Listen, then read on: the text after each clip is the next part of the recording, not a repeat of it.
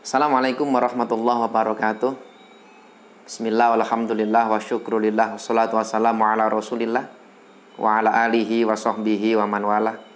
Wala hawla wala quwata illa billah. Rabbi shrah li sadri wa yassir li amri wahlul 'uqdatam min lisani yafqahu qawli, amma ba'd. Saudara-saudaraku kaum muslimin muslimat yang dimuliakan Allah, kita sudah masuk di bulan suci Ramadan, malam yang ketujuh.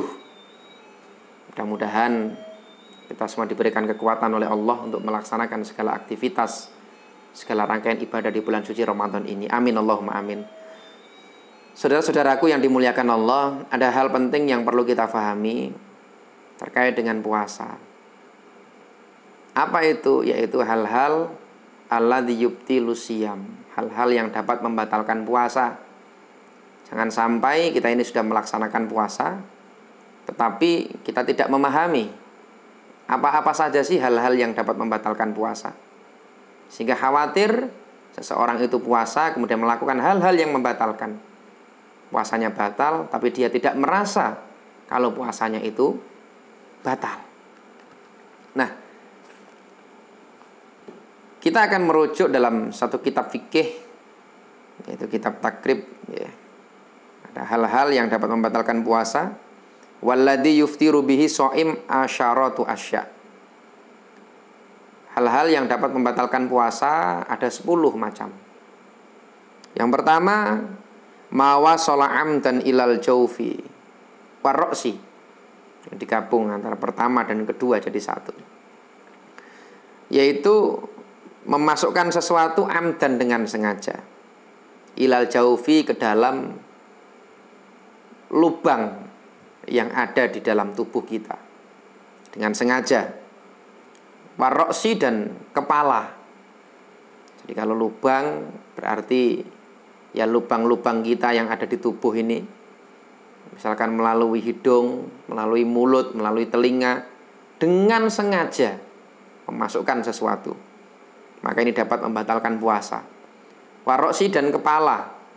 Misalkan ada seseorang yang kepalanya luka, nah, misalkan kepalanya lubang atau terkena apa, misalkan kemudian sengaja dimasukin air, nah ini tentu dapat membatalkan puasa. Wal huknatu fi ahadisabilan. Yang ketiga adalah memasukkan sesuatu di salah satu dua jalur, yaitu kubul dan dubur. Maka ketika seseorang itu memasukkan sesuatu, suatu misal obat misalkan, tetapi tidak melalui jalur dubur dan kubul, ya, jadi ada orang sakit puasa kemudian disuntik. Ini yang sering dipertanyakan ini oleh para jamaah saudara-saudara kita. Batal apa enggak puasanya? Tidak, karena tidak melalui kubul atau dubur. Tetapi ketika obatnya ini atau sesuatunya ini dimasukkan melalui salah satu dari dua jalur itu, misalkan ada beberapa obat itu yang misalkan orang yang sakit tidak bisa buang air besar kemudian dimasukkan melalui duburnya, nah tentu ini dapat membatalkan puasa. Kemudian walqai'u amdan, muntah-muntah dengan sengaja. Muntah-muntah dengan sengaja ini juga dapat membatalkan puasa. Berbeda kalau muntah-muntahnya tidak sengaja. Misalkan mabuk laut, atau misalkan pas mudik mabuk darat umpamanya. Tapi kali ini kan kita himbauannya tidak boleh mudik, ya. Jadi insya Allah nggak ada yang mabuk laut atau mabuk darat ini. Jadi itu bagian daripada hal-hal yang dapat membatalkan puasa kita. Kalau mabuknya sengaja batal. Tapi kalau mabuknya itu tidak disengaja, misalkan mabuk laut ya karena naik kapal, atau mabuk darat ya karena naik mobil misalkan, atau mabuk udara naik pesawat umpamanya ini, maka itu tidak masalah karena tidak ada unsur kesengajaan. Makanya bahasa di sini wal qai'u amdan. Kemudian wal wat'u amdan fil farji. Lagi-lagi wal wat'u, berhubungan suami istri, amdan, dalam keadaan sengaja. tetap di sini ada bahasa amdan, sengaja. Wah, ini timbul pertanyaan. Mungkin nggak Pak ada orang berhubungan suami istri tapi nggak sengaja? Ya mungkin saja. Jadi ketika kita menerangkan hal ini, banyak sekali orang yang protes, banyak sekali orang yang interupsi. Wah, masa berhubungan suami istri kok sampai ndak sengaja? Kan bisa jadi karena ngelindur, tahu ngelindur ya? Nah, ngelindur itu apa? Ngelindur itu mengigau. Wah, sama-sama tidur siang umpamanya, kemudian mengigau, ngelindur, tiba-tiba berhubungan suami istri, begitu selesai baru sadar, loh, wah itu kan mungkin saja. Gitu. Nah, atau bahasa amdan di sini dengan sengaja, dengan tidak sengaja. Apa artinya? Dia lupa kalau dia sedang puasa. Sebagaimana lupanya orang yang makan tadi itu. Misalkan ada orang puasa makan, batal nggak puasanya? Tidak. Kenapa? Wong dia lupa kok. Nah gitu. Nah ini sama dengan ketika bahasa walwat'u amdan. Dia berhubungan suami istri amdan dengan sengaja. Wah pastilah itu sengaja. Wah gitu ya. Masa lupa? Ya, bisa jadi lupa. Kenapa? Bisa jadi dia lupa kalau dia dalam keadaan puasa.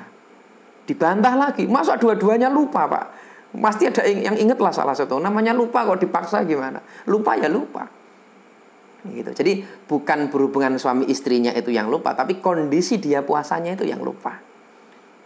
Paham ya? Jadi ketika orang itu berpuasa, kemudian dia melakukan hubungan suami istri dengan sengaja, maka batal puasanya. Tapi kalau tidak sengaja, ya tidak batal namanya, tidak sengaja kok gitu. Nah, kemudian yang selanjutnya adalah wal inzalu an mubasyaratin. Yaitu inzal itu keluar sperma. Jadi di sini dibedakan antara hubungan suami istri dengan keluar sperma. Artinya apa? Bisa jadi hubungan suami istri tapi tidak keluar sperma. Nah, yang selanjutnya ini adalah keluar sperma meskipun tidak melalui hubungan suami istri. Makanya di sini disebutkan inzalul mani bisababi lamsin au takbilin wa nahwi dzalik. Baik keluarnya sperma itu melalui menyentuh, jadi sengaja sentuh-sentuhan, kemudian keluar sperma, batal. Atau takbilin dengan mencium, mencumbu istrinya, kemudian keluar sperma, batal. Wa nahwi dzalik, dan selain alasan-alasan itu. Termasuk dalam hal ini misalkan seseorang melakukan onani atau masturbasi. Tentu ini juga dapat membatalkan puasa. Ya. Meskipun baru-baru ini juga kita lihat ya di beberapa video yang sedang viral, ada seorang ustadz yang menyampaikan bahwa membatalkan onani atau masturbasi itu tidak membatalkan puasa. Nah ini tentu menjadikan sesuatu yang janggal bagi kita. Kalau kita merujuk pada 4 madhab ya, termasuk yang kami pelajari, yang kami baca di dalam kitab Madzhabul Arba'ah, di situ diterangkan bahwa termasuk yang membatalkan puasa itu adalah inzal, keluar sperma. Tentunya keluar sperma yang ada unsur kesengajaan.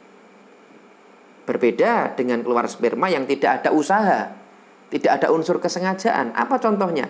Misalkan ikhtilam, orang yang tidur kemudian dia mimpi basah. Nah, ini tidak ada ikhtiar, tidak ada usaha dia. Maka di situ tidak membatalkan puasa.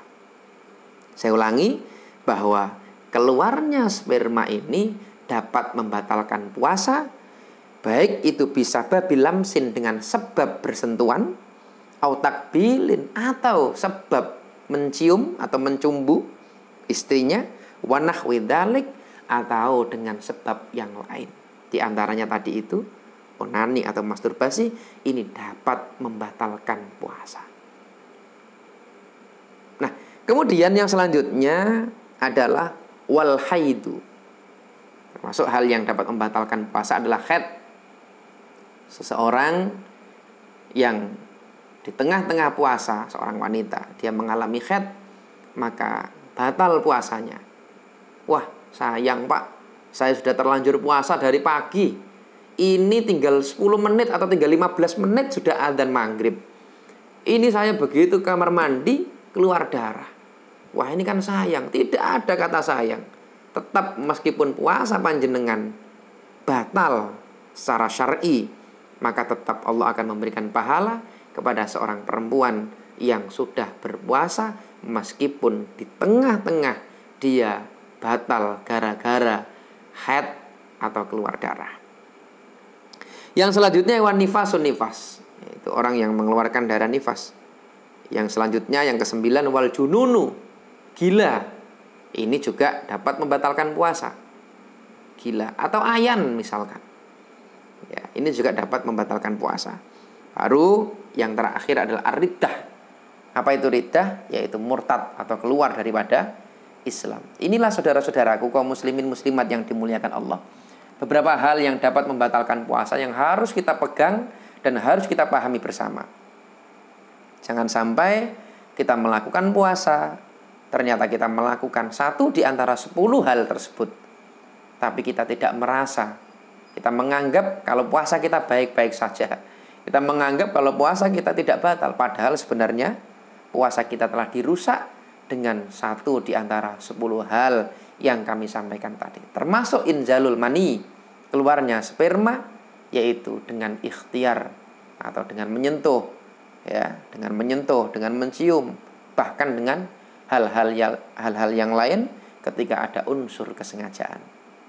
Ini mudah-mudahan kita selalu menjaga puasa kita sehingga betul-betul puasa kita diterima oleh Allah Subhanahu wa taala. Dan tentunya ketika puasa kita diterima oleh Allah, maka balasannya adalah luar biasa. Yang balasan itu yang tahu hanya Allah Subhanahu wa taala, dan mudah-mudahan kita dikumpulkan kelak bersama-sama di surganya Allah Subhanahu wa taala. Demikian kurang lebihnya mohon dimaafkan. Wa akhiran, wassalamualaikum warahmatullahi wabarakatuh.